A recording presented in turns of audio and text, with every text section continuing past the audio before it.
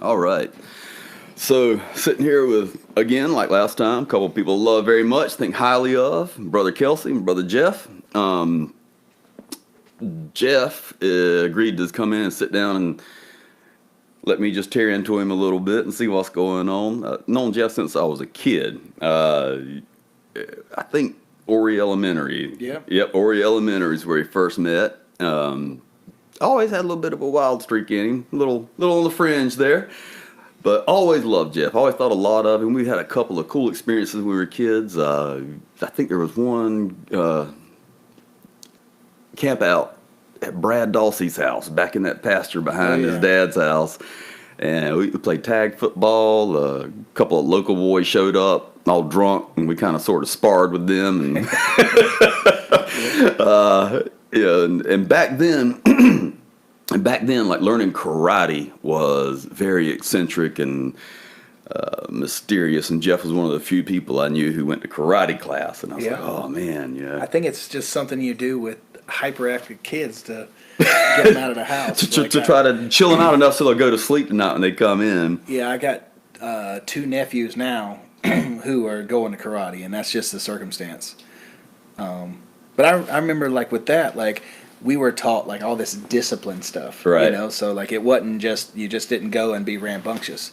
And I think these two are not catching the discipline part of it. Well, I think now everything's kind of watered down a little bit, where it's just almost like everything's a daycare anymore, you know? Yeah, including we were talking about Apple products, including the iPad is a babysitter. Oh, dude, I'm guilty of that. Yeah, well, I mean, it's like you can have a drama-free meal.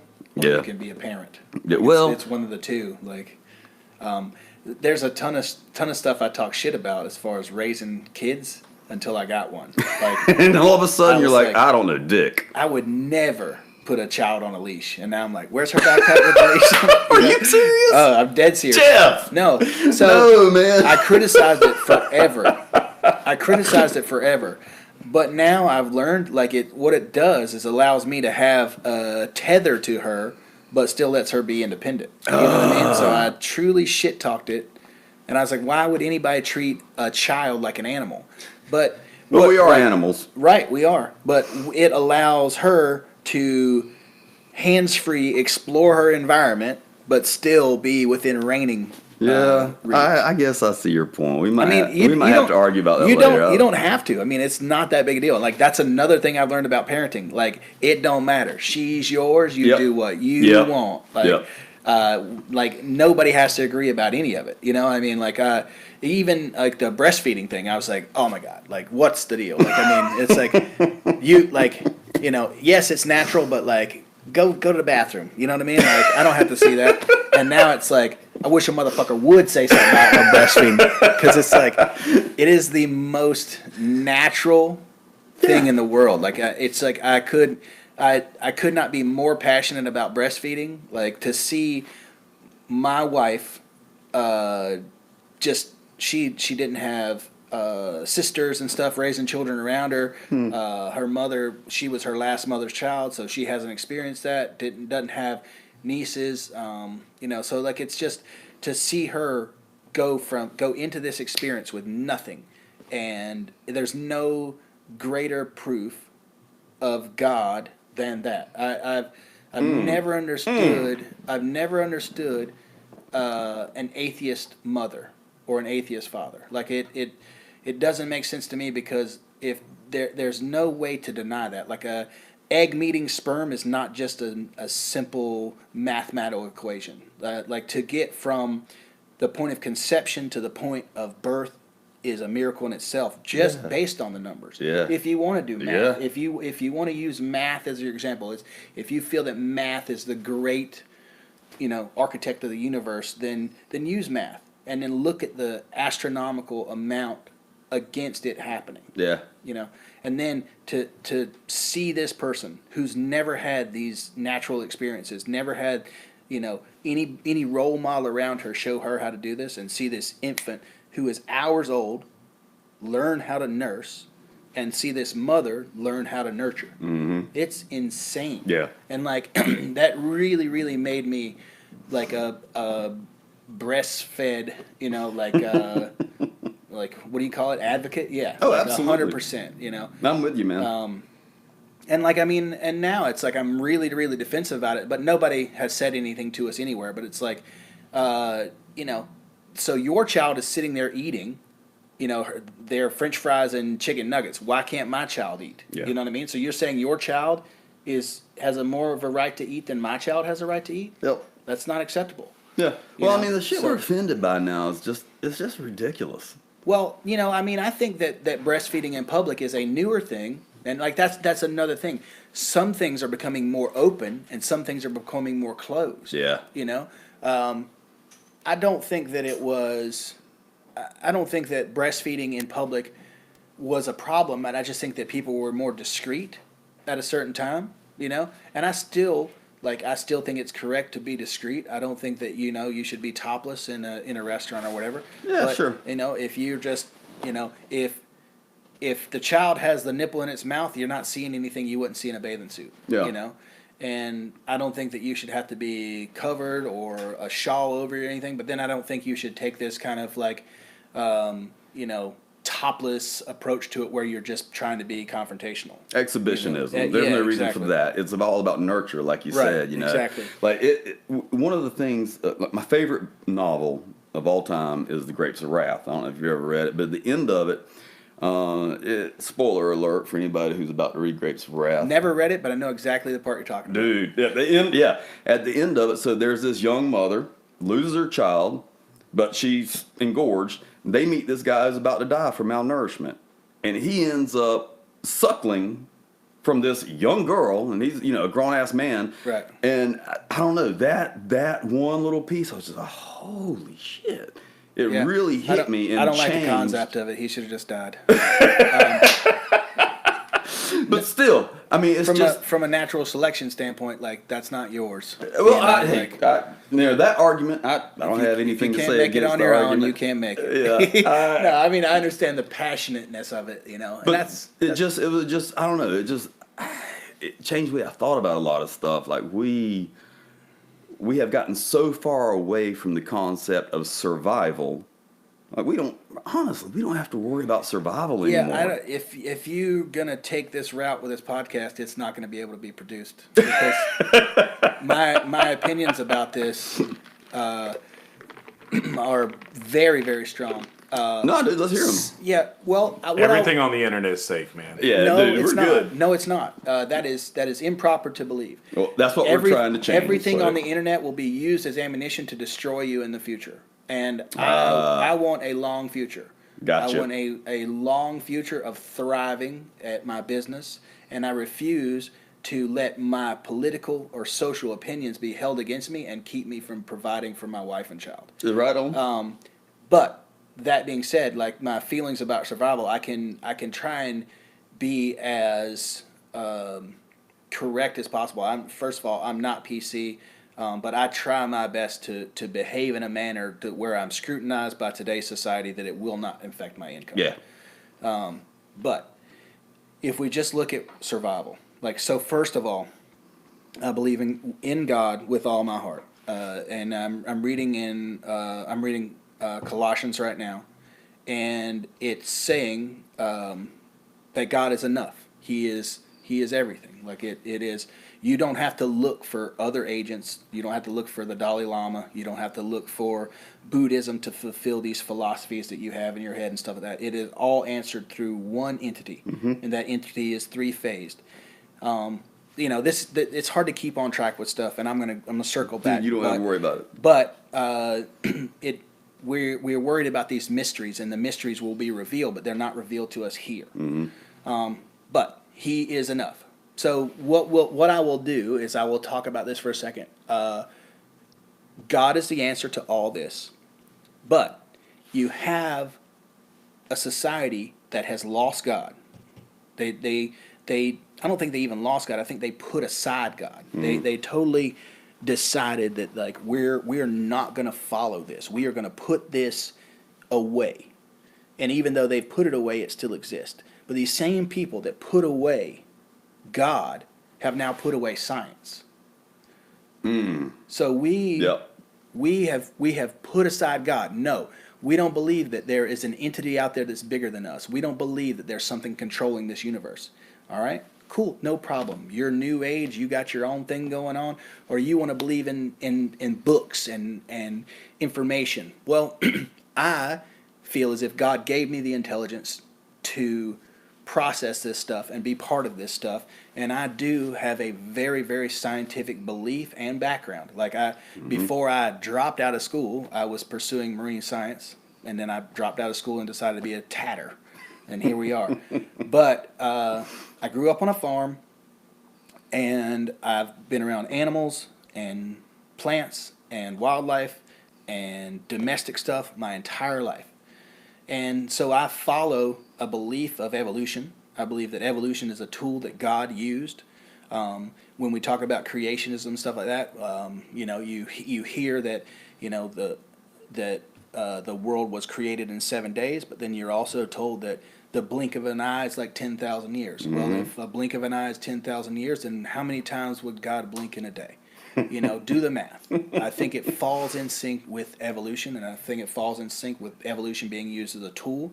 If you are an entity that's not concerned with the time frame of a process, you have eternity to get to where you want to be. But I do feel like you're saying we are on the downside of that. Yeah. And you can blame it on society, you can blame it on technology.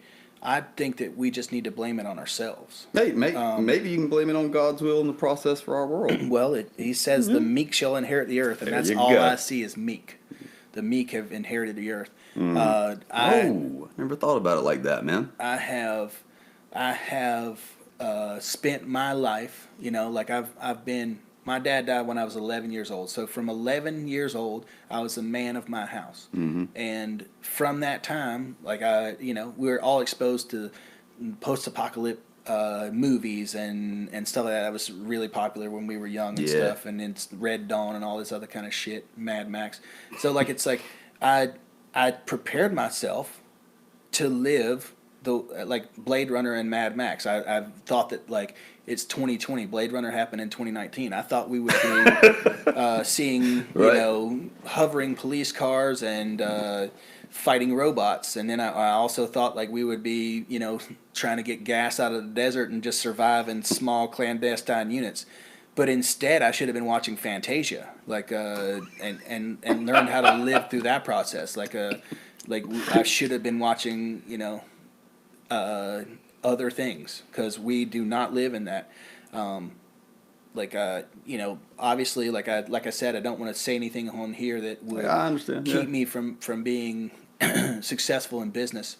I don't think it's a masculine and feminine issue. I don't think it's that. I did want to get business cards that said intoxicating masculinity. I thought that would be pretty amazing, but a pretty apt description, by the way. I love your shop, man. Ruggedly handsome. I do not think that it would go over so well. But that being said, I'm not going to get onto the individual topics because it's not for me. One thing I'm trying to do is train myself to ignore it, but I can't. You know what I mean? I've tried to train myself to, that's them, that's their business, that's their life. Just like we talked about the parenting, how you parent is your business. But then I'm affected by it. You can't. I mean, I get that. I'm the same way, and I think the skill and the intelligence behind it is you're not ignoring it. You can think instantly, that's fucked up. But at the same time, you show them the same respect that you show anybody else. And you show them the compassion we might believe totally different.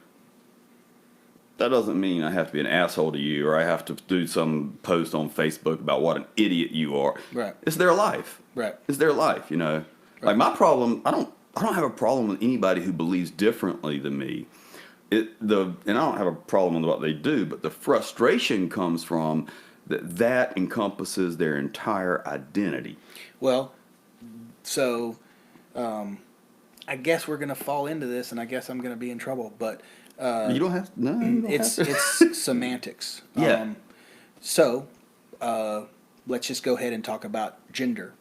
I was taught in school that gender is male or female, binary, and that's based on XX or XY XY, chromosome in vertebrates, right? Okay, Right. so there are people who will point out, no, there's other examples in nature where it's fluid. Yes, there are. You're absolutely right. You are absolutely right that there is gender fluidity in other organisms, but they are not vertebrate organisms. You look at jellyfish, you look at coral, you look at even reptiles and amphibians.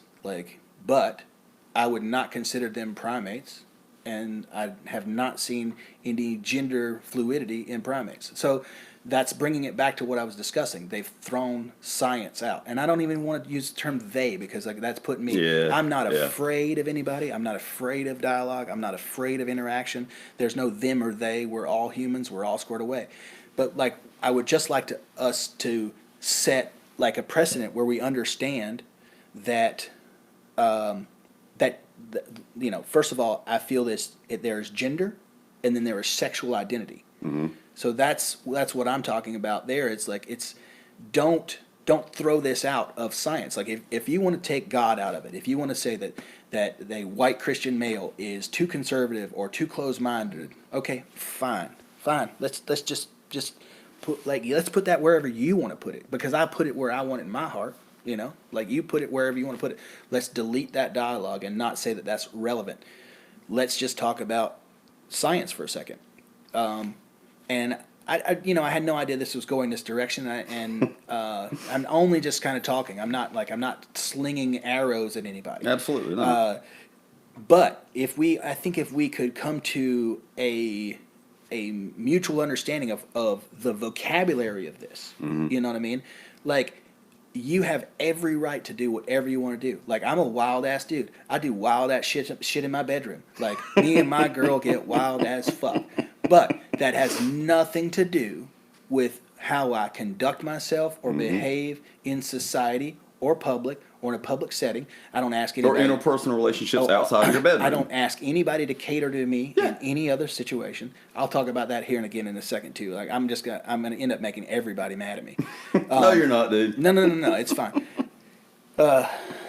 So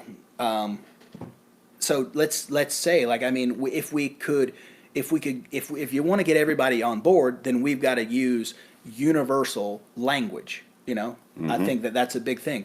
When we see a red symbol, we know that's a stop sign. Right. When we see green, we know that's go. Right. So everybody's on the same page. Right. Yellow divided lines, yellow solid lines. White solid lines, yellow divided lines. Everybody is traveling the same path. So if we're all traveling the same path as humans, let's get to where we all have a universal language for the concepts you're trying to convey.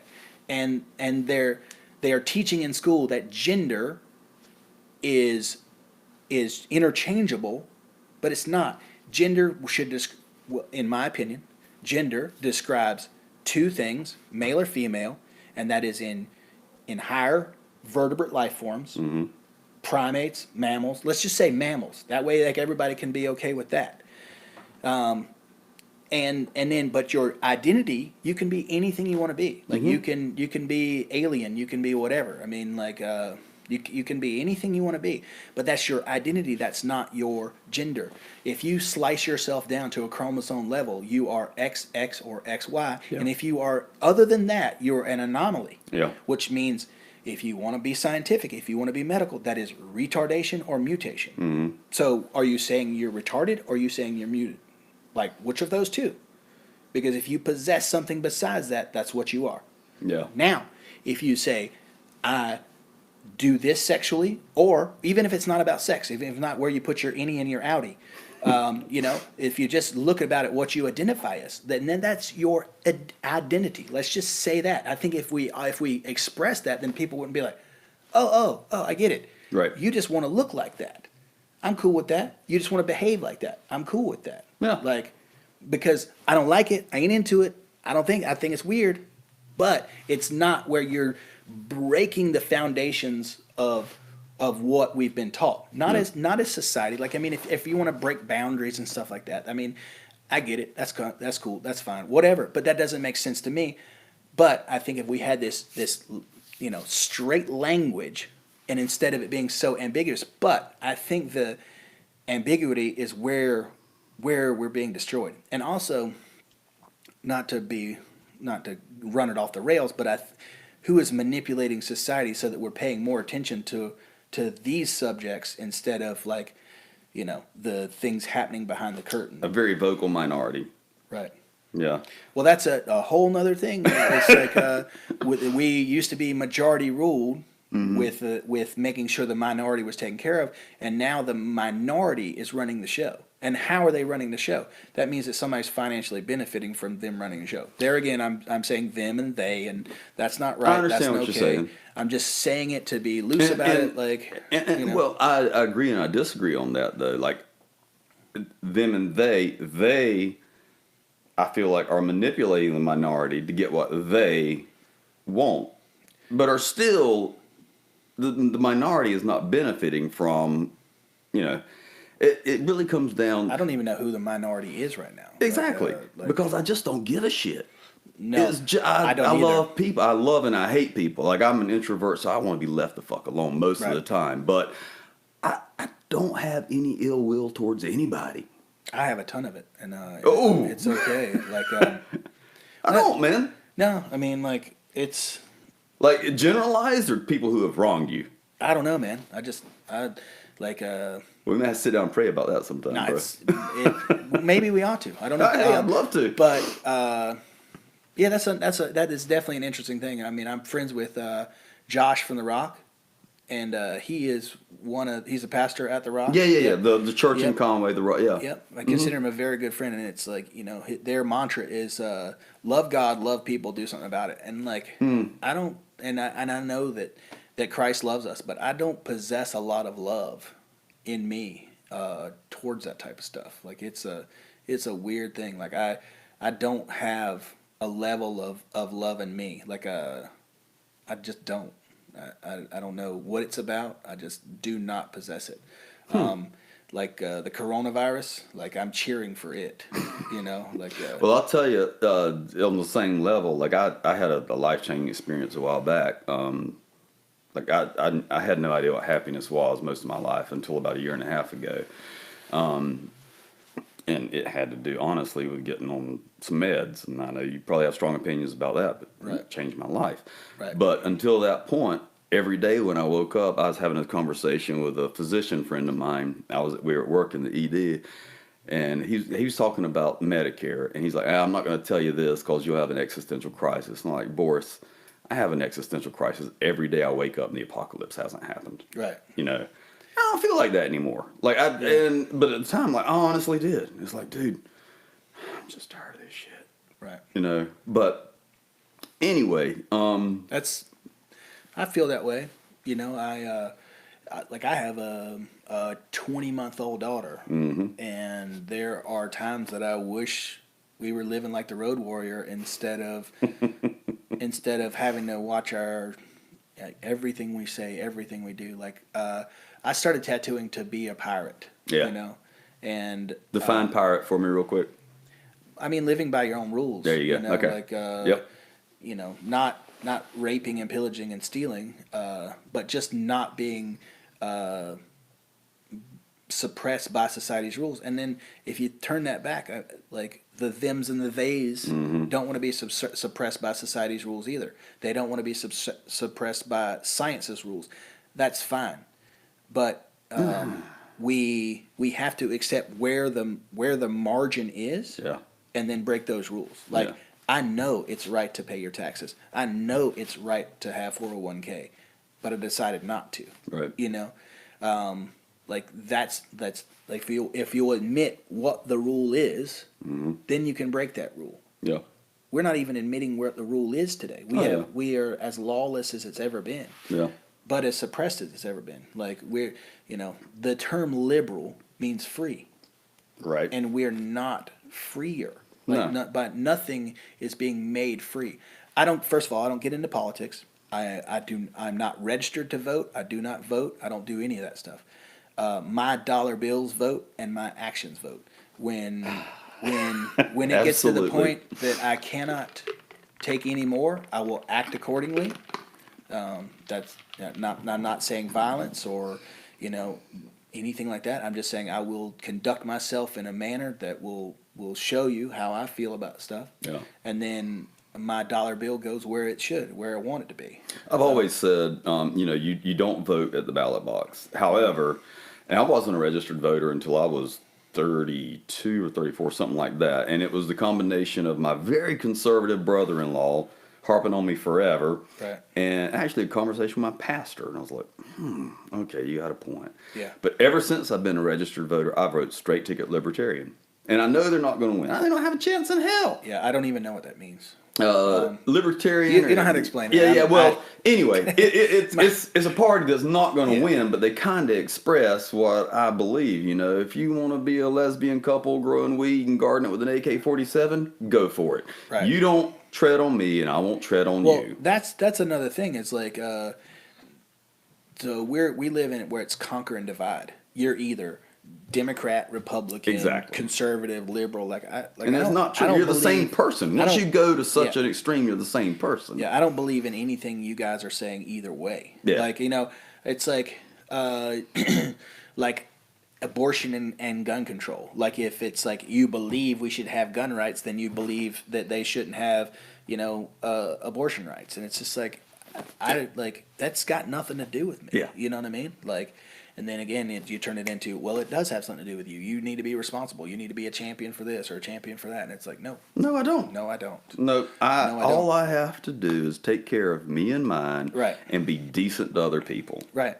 And that's where I'm at when it comes to the whole political thing. Right. And the statements I made earlier I'm not trying to corral anybody or suppress anybody. I just want a language where if we base it in science, then we can go from there. Yeah. That's it. Like, I don't care about what you do. And there are fake sciences now that it drives me nuts. It should not be called a science. Give up on the social science or the gender science. Just stop it. We got physics, we got biology. Pay attention to that. Then we can speak like normal human beings and just be decent to each other. Right. Well, I've said it multiple times in private. I don't know if I've said it publicly, but like my granddad and uncle are racist people, and I was raised in a racist environment. But I was never raised to display hatred or hurt to anyone. It was a very separate way of thought process. It's like nobody was ever. I've never ever once seen my grandfather insult anyone or belittle anybody or hurt anybody mentally, physically, or emotionally. I've never even seen him deprive someone of something. But that being said, like, he separated himself from anything that he felt wasn't the same as him. And ignorance is fear. Well, I don't think he was afraid. I just think he didn't want to be a part of it. Yeah. Well, I kind of feel like it comes from the lack of knowledge of other people. It could. We grew up the same way. My dad, for all intents and purposes, my dad had a slave. Yeah. Perry Bellamy. We had a smokehouse behind the house, and up above it we had a loft. No running water, no bathroom. Right. Perry was his helper. Perry worked that farm, and my dad, I loved my dad. Growing up, I didn't love my dad. We were at odds with each other because we were so much alike, both the youngest of the family, both spoiled compared to the siblings. But I remember my brother telling me a story. They were unloading sacks of fertilizer from the back of a trailer. Back then, sacks of fertilizer were 200 pounds, like men were men. You threw shit around. And my dad would get nervous, and it was hard to work with my dad on a group task. He would get anxious and nervous, and I as soon as my brother said it, I was like, yep, that's exactly right, because I've been where it's just like, just go away, I'll take care of this. But they were unloading fertilizer, and Perry's like, Mr. Isaac, don't you got something else to do? I can take care of this, because he was killing him, this hard to work with. And the man, every year he'd get paid. Perry would get paid. When I say slave, I mean, whatever. The conditions he lived under today, people would put you in jail for. But he'd get paid every December. Yeah. And every December, Perry would go out, buy a new suit of clothes, a new car, and a bottle of liquor. Perry would total the car, ruin the clothes, get thrown in jail in Loris. Right. Dad would go bail him out, bring him back. Nothing was ever said about it. Every single year. And the only thing my dad, and it wasn't, he loved Perry. Right. He loved Perry, but the only thing I ever heard him say about Pelly was he was a good nigger. I was just like, how? What? That baffled me. Right. You know, and it's just, people are just different, and it's about what you're exposed to and what the times are doing to you. Like, I can't imagine anybody saying that today. Yeah, using the word good is crazy.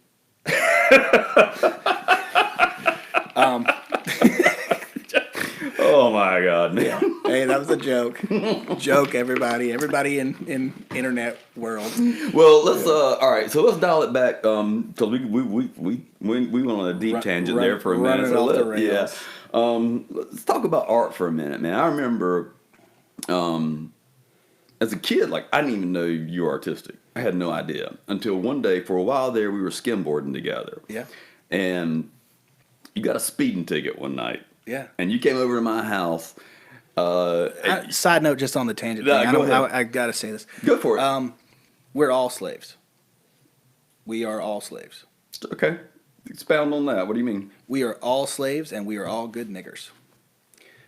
Because every day you are given a paycheck, and you go to work and you do your thing, and then you buy the things that commerce says you should buy, and you carry the things that commerce says you should have, and you go to work to get more. So we're all living that life. We're all Perrys. We are. Because none of us break anything beyond that, you know. And your level of drive is only based on your level of material. Like, I'm the most materialistic person I know personally. And I will work, I will work 24 hours a day to get what I want. And it'll never be enough. So the hole I'm trying to fill in me makes me a bigger and better slave than the hole that someone else who won't get out there and do it. Bro, we gotta have some prayer time sometime. No. I mean, like, it's like, That hurts my heart. it doesn't hurt mine. I know, but like, I'm a mule. You put blinders on me. Don't worry about the mule being blind. Just load the wagon. Yeah. Like, I'm good with it. And I love it. I love it because, like, that materialism gives me the drive to get up and do it. Like, well, we're kind of the same way in that, like, mine's not the material. I have very low ambition. right. You know, you have very high ambition. Yes, very much. I don't. But when I interviewed this job I have in Columbia right now, we're talking. You know, he's like, you know, what are your weaknesses? What are your strengths? When it came to strengths, it was like, I can outwork anybody you know. Right. Because everybody just wusses nowadays. Yep. Like, I don't complain. You Well, give me all the patience you want, I will get it done. It's because when you're raised in a farm environment, you understand that this new work that we're doing doesn't compare to the old work That's we were exactly right. doing. When your hardest task you've ever completed as an adult is fixing someone's coffee at Starbucks, you have no foundation to have a workload put on you. Yeah, here's a bush axe. Go shrub this half mile of ditches. Well, or there's 12 people in line. You're overloaded by that, you know. So when you're brought up in a work environment, it doesn't have to be in a farm. Like, if your dad owned a construction company, or your dad was a mason or a plumber or whatever. Like, if you grew up in a working class background and your dad took you to work with him and made you do something, then you are better prepared to go into a work function. You're not better prepared to go into society, because a construction site is not a microcosm of society. The world at large, yeah. You're not. A farm is not. Laying brick, you're not. Like, I mean, you all you get is beatings and cussings. You know what I mean? Like, you're not prepared, and then you transfer your beating and your cussing to your new coworkers. You know, so it doesn't work, and you're not given the tools, but it has given you the tools to get out there and do that job. Yeah. Without complaint. Yeah. I use the word bitch, and I use a lot of terms that aren't correct. So, but whatever. But, like, when I see people just being a bitch about something, it just bothers me. And that's not masculine, that's not feminine, that's just soft. And it's not soft in a mothering, nurturing kind of way. It's just weak. But so it's like when you what I like people, the new age thing is like, don't wish that into the universe. Like that's a whole nother thing. Like I hate that. You know, there's nothing. The universe is nothing. You know, but you gotta speak it into the universe, wish it into the universe, make it real. Well, when you fucking voice your complaints, you're making those real. Yeah. Like nothing bothers me more than being in a work setting or a work scenario or even an emergency situation. You know, oh my God, I'm so cold. Like I'm cold too, but I'm ignoring it. Don't make me think about me being cold. Yeah. I'm cold. Yeah. But I'm not going to say I'm cold. Yeah. Because I have a task at hand. I'm tired. I'm not going to say it because I have a task at hand. You know, like I never ever do that. I never say I'm cold, I'm hungry, I'm tired. Like the only thing ahead of me is that task, and when that task is completed, I can like fall back into what my physical requirements are. I can sit by the fire and I can eat some food. Exactly. But this has to be there. done, Exactly. and it has to be done now. Yeah, Yeah. and like I take that out on my coworkers. It's this same farm mentality, and it's because it's been beat out of us. Like it's like every time I ever complained, I got backhanded. Yeah. You know, like shut the fuck up. I didn't get told that. Nobody said shut the fuck up. But like if I complained about bugs or cold or hungry or tired, I just got backhanded, and I never understood it then. You know, I just thought that I was being abused, and now I see that it's like they were cold, they were tired, they were hungry, and they just didn't want it brought to their attention. Yeah. They were trying to complete their task. Yeah. And because I learned that, like I now don't go into that. And it's like you think about people, and you know who your heroes are, or who your just your archetype of what it takes to be a man. You know, you think about like conquistadors and Vikings, and you know, like, and that's I want to bring that back up. Like, I mean, we can't get off this subject because this subject has to run its course. Yeah, yeah. You know, I'm sorry. No, dude, I'm not trying to take Go over. for it. That's why you're here. This is about you, man. But a side note to that asterisk mark, people's heroes have changed. Nobody looks at Vikings and conquistadors and gladiators as their heroes anymore. Now your hero is like your favorite author who wrote something. You know what I mean? Like, you know, or you know, your favorite person who is an advocate for something. You know what I mean? Like Conan ain't nobody's, you know, hero no more. You know, and it's like, is that toxic masculinity? Is that education? Like, what is it that made it? Like, but you know, say whatever you want.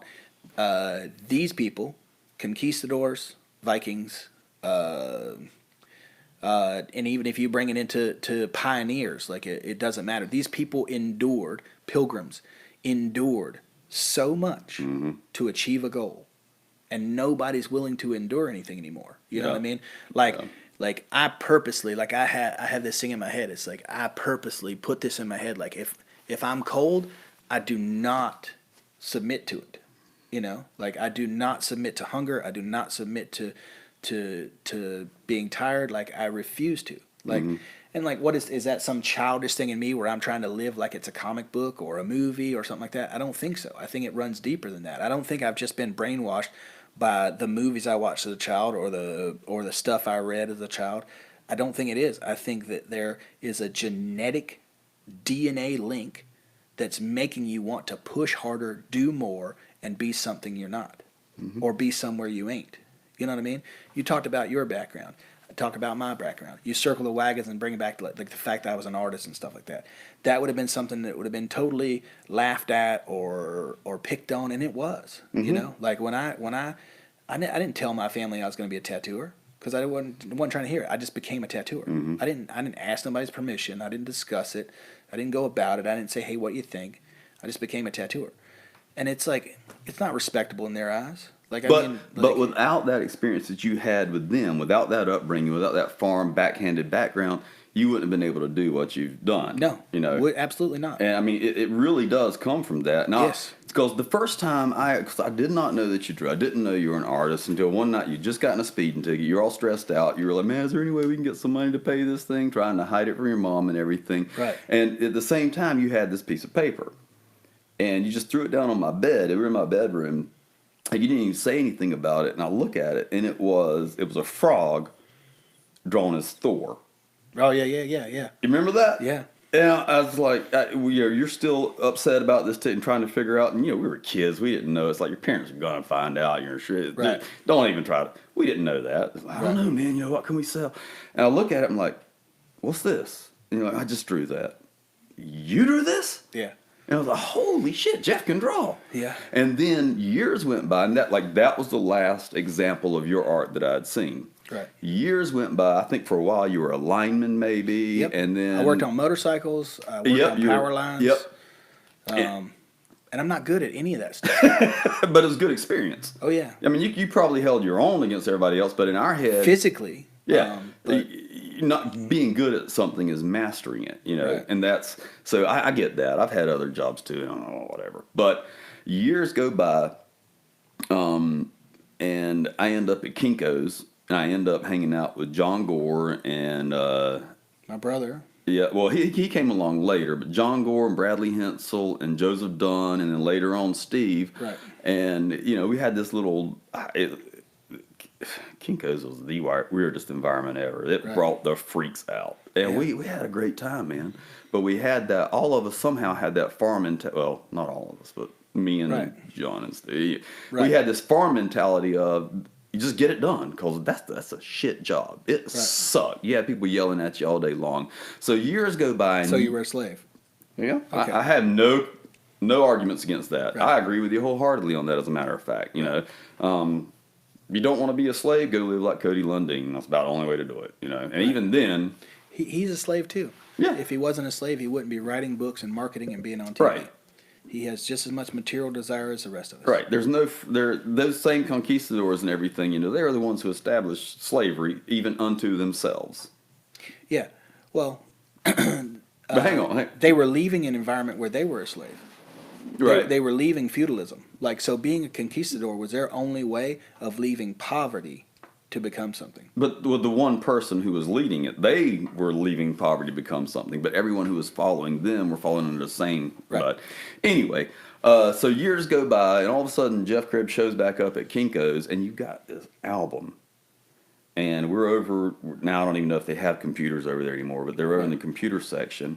I'm like, hey man, I give each other a hug. I hadn't seen you in years. What's going on? He's like, I just need some copies of my work. I start flipping through this, and I'm like, holy shit! When did this happen? Because I know for a while you had, and I don't even know if these exist anymore. I don't know if you call it an apprenticeship or an internship or what, but basically And you I got think- knocked around by some guys in And that's North the- Carolina where you paid money to go work for them, and then you go to New York and you come back and it's like, dude, this is amazing. I still think that the master apprentice way is the way to educate now. As long as what? as long as the person you are apprenticing under respects the process and understands why you're there. That's like capitalism. You got to find that person. It's Yeah. your due diligence. Where did and you duty. find? Because you didn't find it in North Carolina. You got actually, screwed. I didn't find it anywhere. I went to North Carolina, paid somebody for an apprenticeship, and got screwed over. And then I went to Florida and just got treated, like an imbecile. I was somebody's whipping post. But that was my foot in the door. You know what I mean? What were you doing at those places where you got treated like shit? I mean, what was? You weren't tattooing. No, I started tattooing 2 weeks after I got to Florida. Oh, okay. Yeah, so fed to the wolves. But so to me, a master apprenticeship thing is where you do menial tasks that need to be done, and through those tasks, you are in the environment that you need to be exposed to.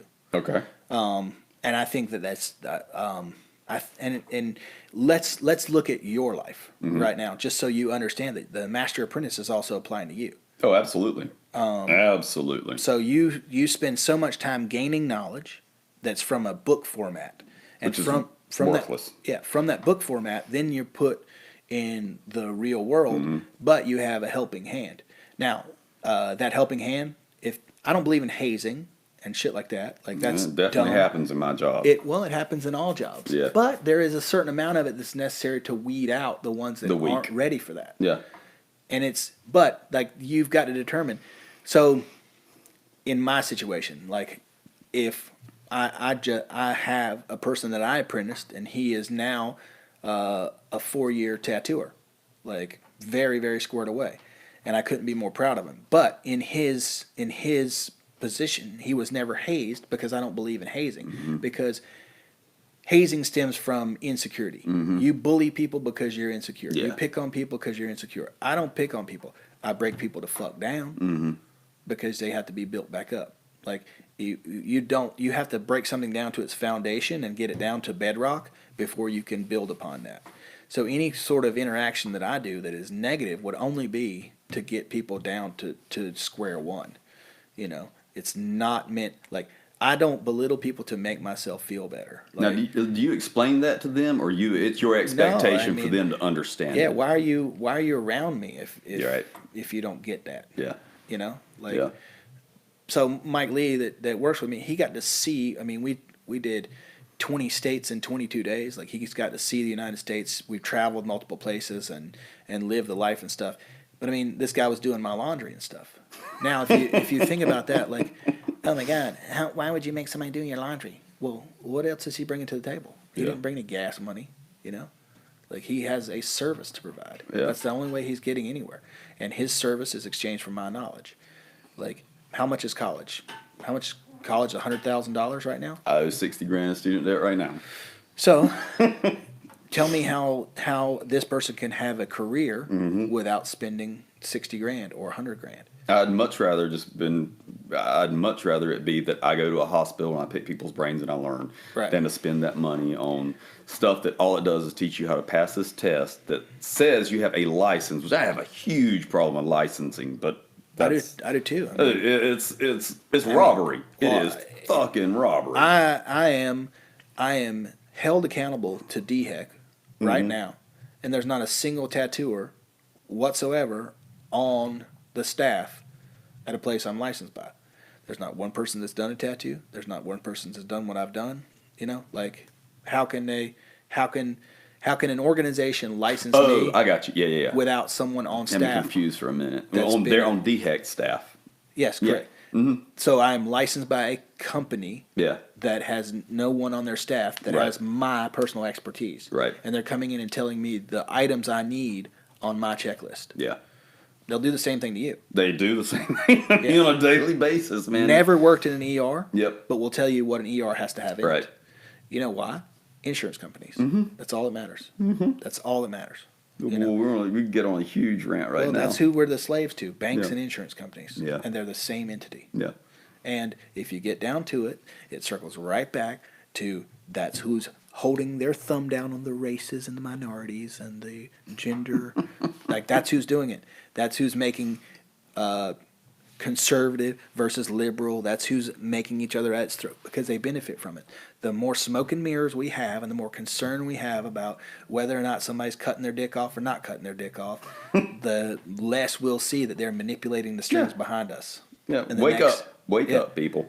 Well, it's not even like people act like this is something new. I mean, it's been that way. That's always. I mean, I don't know who said the quote, but it's I can always hire half of the poor to kill the other half of the poor. I don't remember that. I don't know quote who came said that from, either, but it's but, true, and that's exactly what's going on a daily basis. And I would say Right. it's sad, but no, it's just the way the world is, and it always has been. You know. Yeah. I'm all right with it.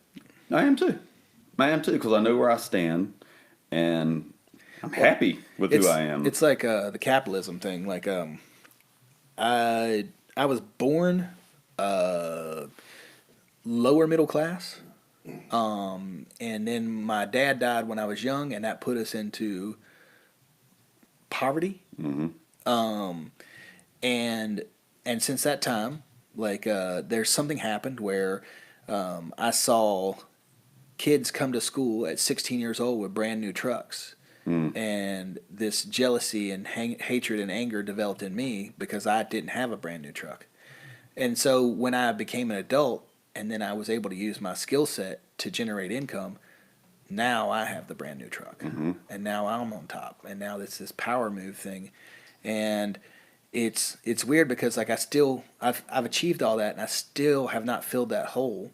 And it's like, man, I've made it to the point where I can provide for myself financially and provide the toys for myself, and I use my skill set to do that.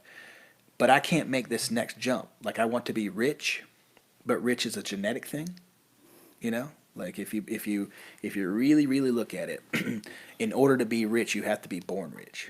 Like it's not going to happen any other way. Yeah. Well, maybe there's some anomalies. Bill Gates. No. Like maybe let's do that then. Maybe there's a difference between being rich and wealthy. And we'll go back to the same thing we talked about semantics earlier. Maybe we need different languages about what it is. You know, you can become rich, but you can't become wealthy. You know what I mean? You're not going to become aristocracy. Bill Gates is not aristocracy. No, he's not. Yeah. Never will be. Yeah. He is rich. He's not wealthy. Because there are people who still look down on Bill Gates, no matter what money he makes and stuff like that. You know. Why do you feel yourself in competition? Because you feel yourself in competition with these people. I can tell it by the way you talk. Yeah. Why? Because they got something that I didn't. But they don't have anything I want. They have the watering hole. They have the buffalo. They have the prey. Like, I mean, it's ingrained in me. Like, all right. Yeah. Like, I can accept. I mean, we disagree on that. No, but I can accept it. But I'm like, man. I don't know. Like, I mean, you don't want a beach house? Jeff, I have a very low bar when it comes to material things. I really do. Yeah. That's fine. That's fine. You don't want a beach house. The happiest. It'd be nice. Tell me something you do want. And tell me anything you do want. All right. I'd like to have a new truck. Okay. And before we started this podcast, you teased him about having all these Mac products and said that the sound stuff must be doing good. Right. Well, I was giving you shit. Yeah. That's a point of envy. Yeah. I'll own up to that. So I want to be on record. I'm not doing very good.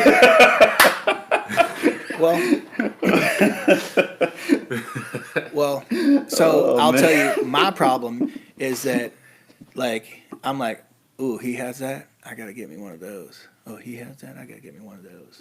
Like, I don't want nobody to have nothing. Like, or if you do have it, I want to have equal to or better. Like, I never knew that about you, man. Yeah, it's like on fire. I'm the Human Torch of hatred. You know what I mean? Like it's like I honestly am the greediest, most materialistic person I know. And I don't do anything to hurt anybody or step on anybody, but I want everything. You know, everything. That's a huge level of self-awareness right there, man. I like that. It doesn't faze me at all. I don't feel negative about it. I don't feel bad about it. But I want it all. So does it fuck up your happiness and joy in life? I have no idea what happiness is. Oh, brother. Like I can understand that. Like I said, till a year and a half ago. So like I'm as close to being an addict as anybody in the world. Yeah. I have fleeting moments of this thing that people possibly call happiness, and it's right after I come or when I'm coming, or right after I make a business transaction that I didn't think I could make that I do make. I do this thing where I spend every dollar I have, and then I'm like at zero, and then the minute I build it back up, I'm like, yes, I'm the fucking man. So like, or I will do this weird business gamble transaction thing where I'm putting more money out there than I actually tangibly possess. Yeah. And then I somehow make it happen. Yeah. And those are my moments of happiness. So ejaculation and successful business cutthroatness, like or overextending myself. Like I thrive on that kind of stressful and then accomplishment. Like it's like and then doing it. Like where'd you? We kind of sort of already talked about this. Where'd that come from, man? Oh, from from losing my dad. Yeah. That's the answer. I thought it was. Yeah. Yeah, like so. What was that? Hang on a minute, man. Because Yeah, it's I mean, fine. I was 28 years old. My dad died. I mean, I Right. was a grown man, and we didn't have a good relationship. First of all, 28 years old is not a grown man. Yeah. I lost my mom at 35, and I've grown and matured more from 35 to 45 than I did from 15 to 25 or from 25 to 35. True. It's funny how much more you can learn from their ghosts, isn't it? Oh yeah. Oh, Dude. yeah. The absence Like, of someone. I've been without my father longer than I was with my father. It's crazy. My dad died when I was 11, so I've been How'd your dad die? alive 33 years without him. Wow. So look at that. 3 times longer without than with, and he's had more of an impact than any other fucking thing in my life. You know, any other tangible entity that's here today. You know what I mean? How do you remember your dad? And do you think you remember him accurately? I think that I do with a certain amount of honesty, and I do think I remember him because I think children are honest.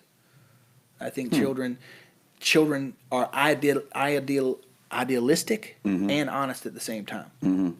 I think they have this certain view, but then I think that their like immaturity just lets it all fly like Tourette's.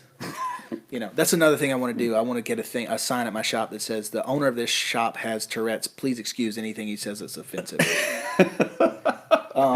Because you can't pick on somebody with Tourette's. Yeah, no, right? That's a good PC way to get out. Yeah, you're off limits. Hey, if you fuck with me, you're fucking with somebody who's challenged. You know, like I didn't do that on purpose. Oh my goodness. So my father, in a in a legal sense, was abusive, physically abusive.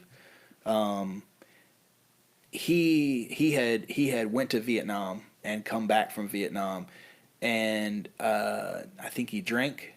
I know he drank some, but I think he drank more than I would understand as a child. Yeah. And I think he had a high level of stress.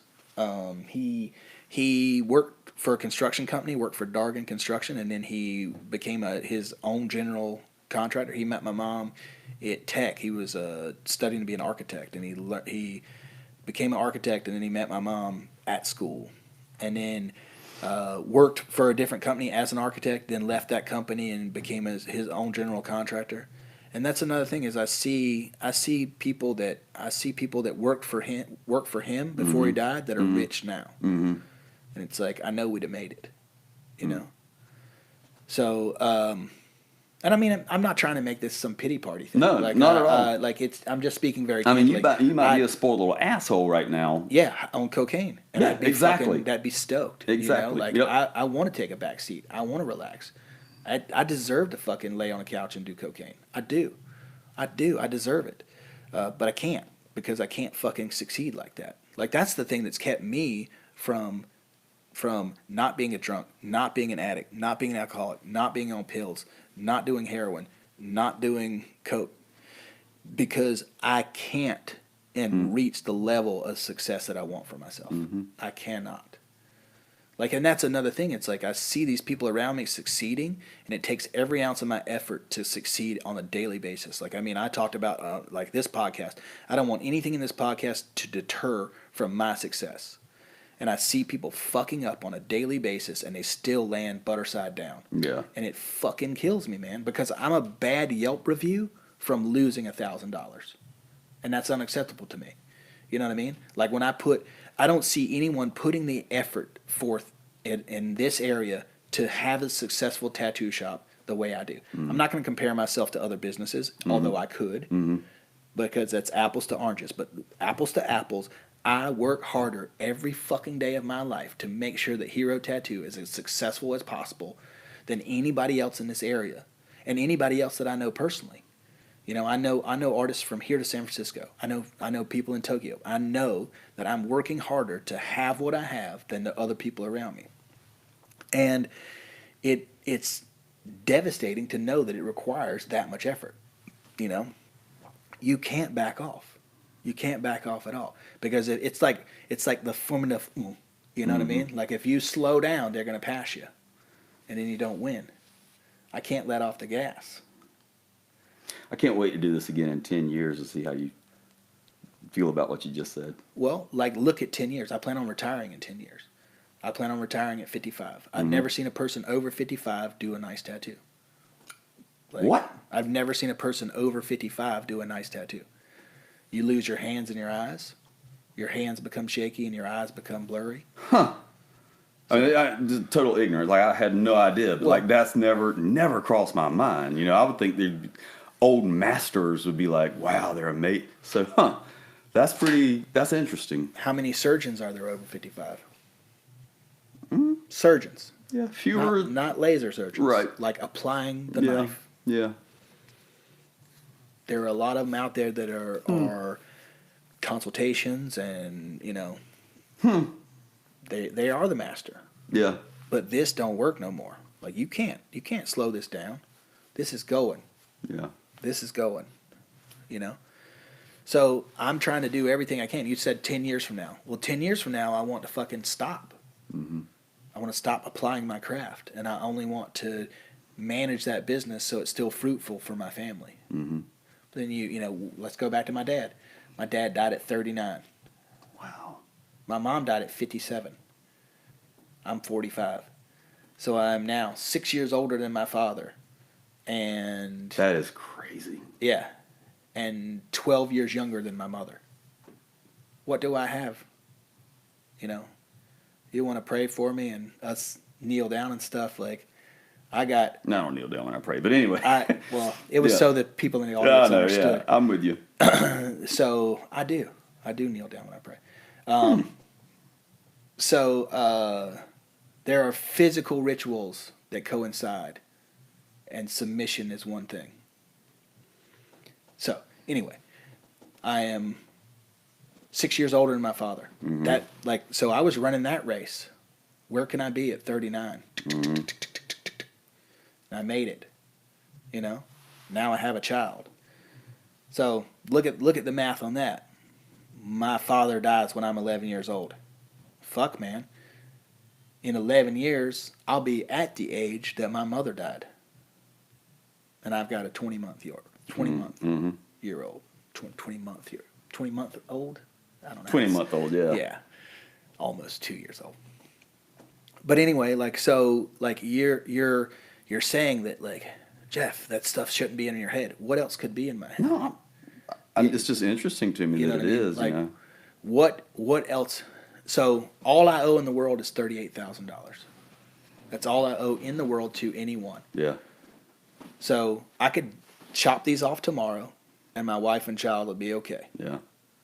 Because they can repo the fucking shit that's 38 grand. We still got a roof over our head. We have property, home. Property, home. You know? That's not on the wager. That's not on the chopping block. Right. They can make it, with or without me. You know? There's enough guns in my safe that she could sell one a month and pay her bills. Yeah. You know? And you're like, I don't understand. Well, like, what else is there? Like, I mean, you know, what is there for me to do? Like, I have to stack this up. You know? I'm not stacking on debt. I'm stacking on assets. So what is there for me to do other than that? Like, you know, like, so we want to circle back and go to nature, you know? Like, it's a situation where I just consider myself a successful predator. Like, you know, you like, they say a tiger only gets 10% of his attempts. Yeah. You know? Well, I mean, I'm just continually striking. Yeah. You know? I understand that a little better now, man. I got you. I mean, and maybe I'm just justifying it. Maybe I just want to be a maniac and just, like, am justifying it. But I don't think I am. I mean, either way, you're being that- honest about it. That's what I really care about. Be honest about who you are, you know? Yeah. And your motivations. Yeah, I'm a fucking maniac. And I'm fine with it. I don't have any problem with it. Like, my wife knows I'm a maniac. My family knows I'm a maniac. Like, I receive a certain amount of ridicule for being the way I am. I receive a certain amount of, like, resistance from my coworkers for being the way I am. Me and my brother are at it all the time. You know, he's very, very different with it. He's very satisfied and okay, you know. But, you know, like I don't know. I don't feel bad about it or weird about it at all. I love that. I mean, I love the fact that this is who you're willing to say. This is who I am, and I'm okay with that. Yeah. You know. Very okay. Yeah, like Richard might not feel like that's the best way to live. I don't really give a fuck. Well, I mean, I love that. I wish everybody. Well, I really do wish everybody could adopt that. and you know, like, but then again, like, I mean, I'm also very, very self-conscious about how I'm presented too. I mean, it's not like Yeah, but it's from a business. I mean, you initially said it's from a business standpoint. Is that true, or is it also a little bit like I don't want anybody? it's also social too. I mean, Yeah. like, I mean, I don't care about that at all. I care about a lot. Like, so Dolly Parton made a statement one time. It takes a lot of money to look this cheap.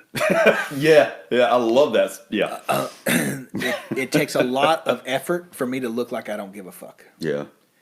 You know, I changed clothes 3 times today before I left the house. Like, so how I look is important. How I behave is important. How I conduct myself is important. Like, I'm like I think the one thing that I don't care about is what I say, and it might be the one thing I should care about. Like, I definitely am concerned how I look. Definitely concerned how I dress. Definitely concerned about how I'm viewed. But like, I don't care about what I say. Man, I appreciate you saying that. Like, I honestly, and we've known each other almost our whole life, not intimately or anything, but you know, we were friends, same circles and stuff. I never would have guessed that.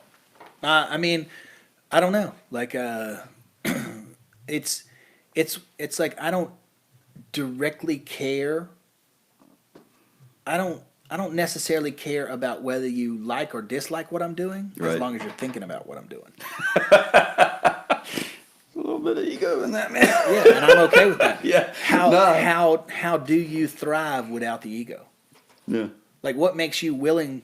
Like, No Country for Old Men. You talk about novels and stuff. Yeah, all the time? the best westerns Yep. was what it was. But yeah, He says that you're putting your immortal soul at stake, and he don't know if he's got what it takes to go up against that.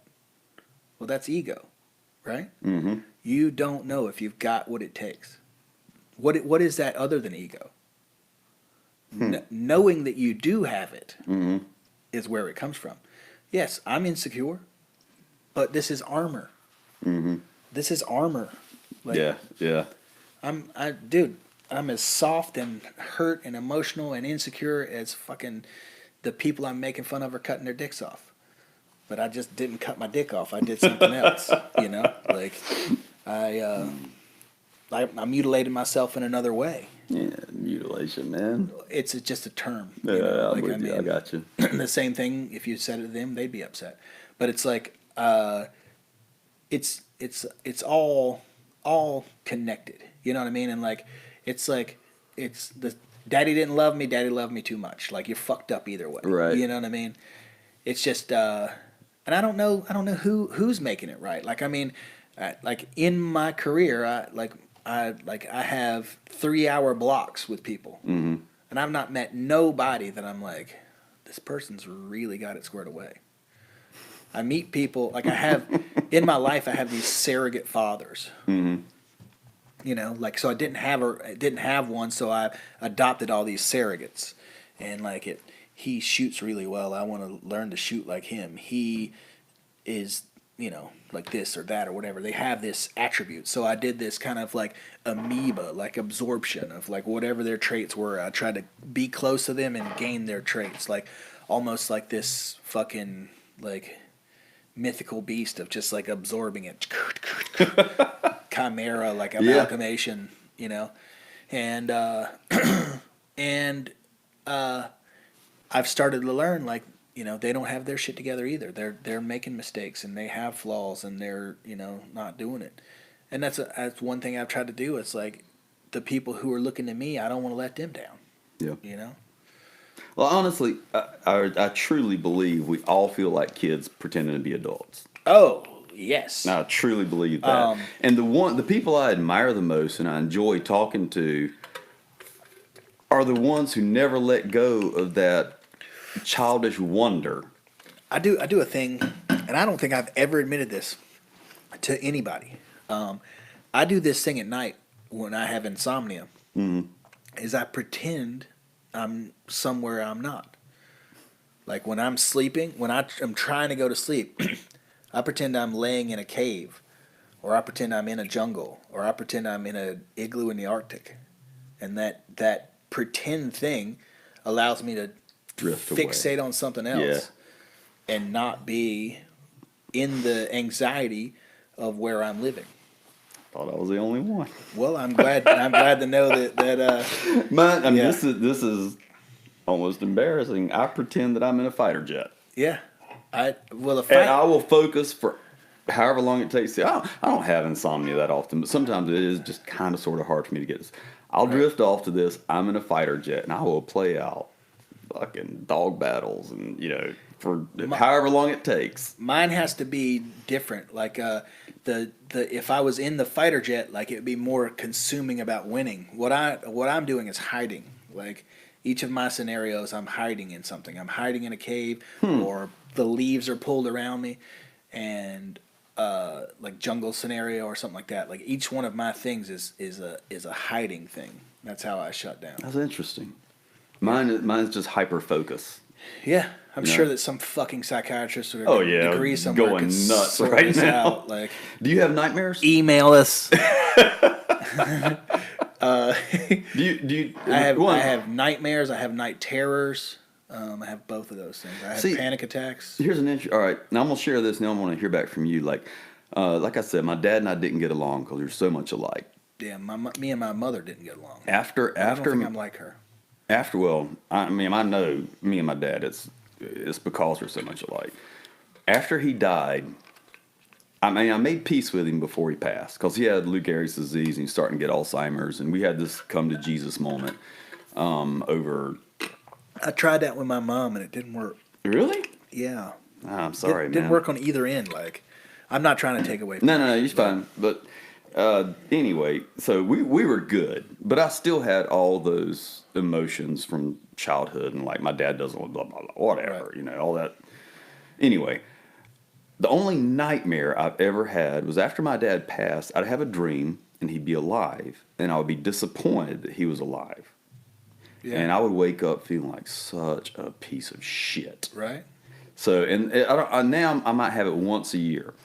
Every other thing that everybody else would consider a nightmare, I actually enjoy. I'll have dreams where I'm getting chased through the woods by dogs, like the whole Rambo scene in First Blood. Yeah. Love that shit. Yeah. I love it. Yeah. So when someone says I had a nightmare, I'm like, I don't know what you mean. Yeah, I have nightmares. I have nightmares and night terrors, and I wake up with like one arm asleep and think I'm having a stroke. Yeah. And then my heart will skip a beat sometimes when I'm sleeping, and I'll wake up like, no! Like, I don't want it to end. Yeah. That's another thing. When you have faith, you're not supposed to be worried about it ending, because it ending is actually you going to the place where you're wanting to go. Yeah. But I've stacked my deck so much with this materialism that like the tasks need to be completed before I'm ready to go, and I think that's unfortunate. Like that's the only side effect that I feel is wrong or incorrect about this. Mm-hmm. Like I have a very good relationship with the Lord. I am extremely thankful for what I have, and I am extremely faithful that there is more than me. But I do not have the faith to understand that I don't have to stack up these assets, Like that's the one thing that I'm like bummed on myself, like not being like, you know what, it's all taken care of. And maybe that stems from it not being taken care of for me. Sure. We went from having everything we could possibly want to eating government cheese in one night. That's rational. I understand that. So, get that. Well, let's talk. And I don't know if you can talk about this. You're part of a brotherhood. Yeah, the Masons. That we're talking about. Yeah. I don't know the rules. What prompted you with what? Yeah, they're if there's something I can't say, I'll just not say it. Yeah. I'll tell you I can't say it. But I mean, there's like we can talk about things like in a general conversation, no problem. Just as a side note, like when we were taught to answer that question, we were taught that it is a society with secrets, Not a secret not society. Yeah, a I've heard secret that. society. You know, and the secrets are the secrets that are involved in it are more for your fun and your information. And if you were given these secrets, it would take away that. You know, it would take away the fun of joining Masonry. Because if you just had the information, what would you join for? It'd just Sure. be another fraternity. I understand. Yeah. Yeah, but What? Because like my dad had a couple of brothers who were in it, and somehow in his head he just got, no, I don't have anything to do with that. right. So growing up, he never talked about it or anything, but he was just like, no, you don't do that. My Right. brother's a Mason, my nephew's a Mason, so Right. I don't have any, good or bad. I'm curious, Well, like where did that desire to join come Well, from? my dad was. Oh, a Mason. okay. All right. Yeah. Well, that makes sense then. I didn't know that. Steve and I both are members of the Jordanville Lodge, and that our dad was a past master at that, and past master is just the highest rank within the individual lodge. So he was a member of that lodge. So so I said we went from having everything to being to eating government cheese. But so when my dad did have a heart attack, he lived for 6 months, and during that 6 months, he was like a brain dead vegetable, and my mom was taking care of him. So the Masons stopped by every Friday with groceries, and then on our first, this happened in when did he die? 6 months. So he died in April. So the first Christmas after he had the heart attack, they came with presents and gifts. So like I thought I wanted to be part of that organization to do that. You know? And originally I feel like from an older set of circumstances, it was a fraternity of tradesmen with traditional crafts and stuff like that. Actual true masonry, Right. And carpentry, and then mechanics and factory workers and stuff like that. So I think it was a working class thing, even though there were aristocracy and groomed aristocracy involved in it. It was a fraternity that kind of leveled the playing field and had these workers and stuff in it, and it gave them a fraternity that would connect them internationally. And the only thing that I have that takes away from that is I have a fraternal, international fraternity with tattooing, because of my skill set and the level that I've achieved in the industry. I can go to Rome right now and have somebody help me fix a tire, or I can go to Rome right now and have someone, hey man, I'm totally out of cash, I need to work, and my reputation and my portfolio allow Get you a that to chair. happen. Yeah. Yeah. That's cool. That's very cool. It is cool, and I don't take it for granted. Yeah. And I'm very thankful for that. Like, tattooing gave me the lifestyle that I wanted. Like, I wanted to be a rock star, rich and famous, and I don't have any talent, so this was the way for me to do that. Like, I don't play an instrument, and what's it? Too dumb for New York, too ugly for LA. So tattooing allowed me. I'm just at home here in Horry County, though, boy. Yeah, Love it. tattooing allowed me to have that. Oh man. Oh, dude, I think we're close to wrapping it up here. Okay, man. cool. This has been more than I ever anticipated, man. I hope that I didn't I love this. Nice. upset anybody with anything I said. I gives a shit. Well, like I said, I give a shit. Do. But no, if I decide to pursue political office, like, I don't want this to backfire. I think you should, man. I think this would be great for He you. said the N-word. Well, man, I love you to death, man. I love you too. I've always thought the world of you, and I enjoyed this. I appreciate you driving up down to Merle's Inlet, and yeah, because I know it's a hike. Now we had a hell of a time scheduling the this distance thing. isn't a problem. The distance isn't a problem at all. It's we're just on separate schedules, and like, I have a very limited amount of time with my family, and I wasn't willing to give any of that up. Dude, I admire you for that. Don't ever do that. So I actually gave up an appointment today to make this happen instead of giving up Well, I hope in the long term, this is worth more than that appointment. Well, that one Oh, appointment. the appointment just got pushed to later. It didn't go nowhere. All right. Instead of being at 1:00, it's now at 6:00. All right. So it's still going to get took care of. Good enough, brother. Yeah. Well, man, I love you. Thank you so much. Thank you so much. enjoyed it. Yes, I really of course. enjoyed it. So maybe we'll do it again. Yeah, I look forward to it. All right. In 10 years when I'm not as materialistic. That's a wrap.